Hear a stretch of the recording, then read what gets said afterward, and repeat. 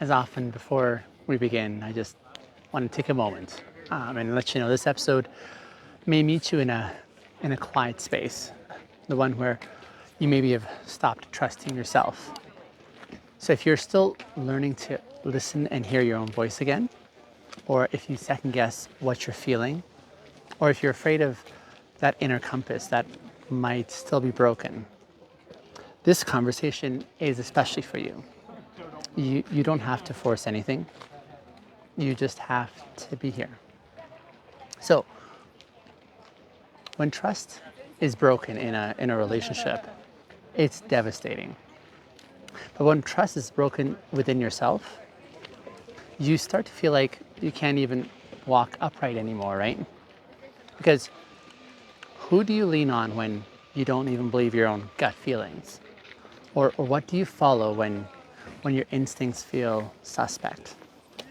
Or how do you move forward when every decision feels almost like a setup? See, this is what grooming systems like the 764 are especially designed to do. So yes, they manipulate you, and yes, they isolate you as well. But even after you leave that system, what often lingers is that internal fracture, the one on the inside. The lingering question that says, how did I even let this happen?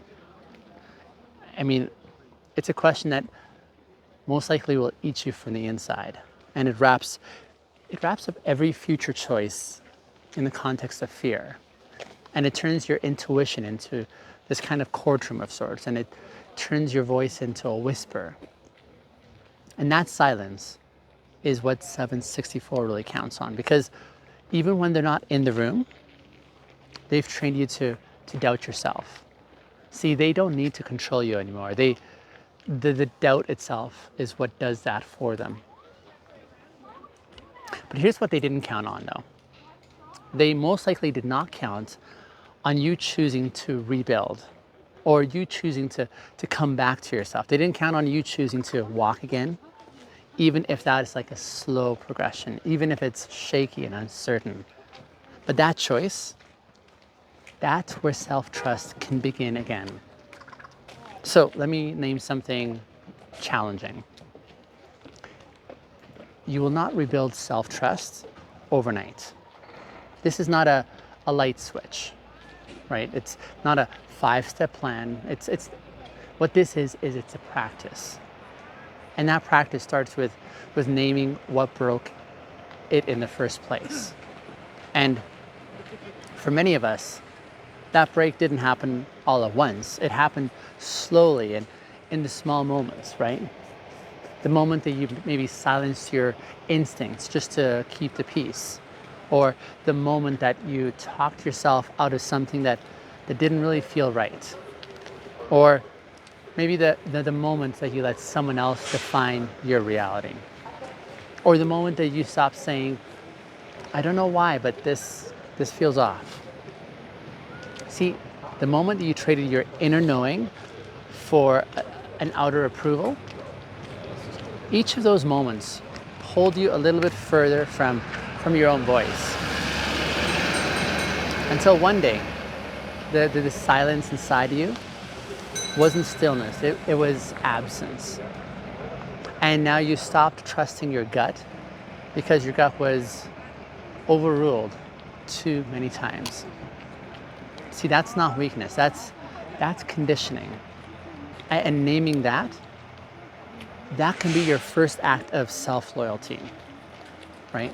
And then the second step is learning how to gently listen to yourself. See, you can't force self-trust to return. In essence, you have to listen for it. It's kind of like a friend who stopped speaking because no one ever believed that this person. Your intuition, it doesn't need to be corrected. Your intuition just needs to be heard. Even when your intuition is unsure, even when it feels messy, even when your intuition feels wrong sometimes. You build trust by proving that your presence isn't conditional at all, and that your voice matters, even if no one else is agreeing. And That's what integrity is. Integrity applied inward is, I think, how self-trust begins to heal. Now, you might ask, how do I know if I can actually trust what I'm sensing? I think the answer to this is you practice. You practice without punishment. You start small. You notice what your body is saying before your brain has to explain it away. And you pay attention to who you shrink around. And you take seriously the conversations that leave you buzzing or feeling a sense of unease. And then you document your instincts. You don't just document the outcomes, but you also keep track of the instincts. And you give yourself permission to make aligned mistakes. Because, rebuilding self-trust isn't about being right all the time.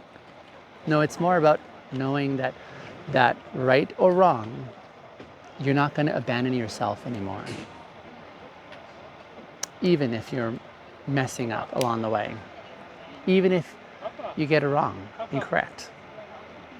Even if you fall into something that feels familiar but isn't safe.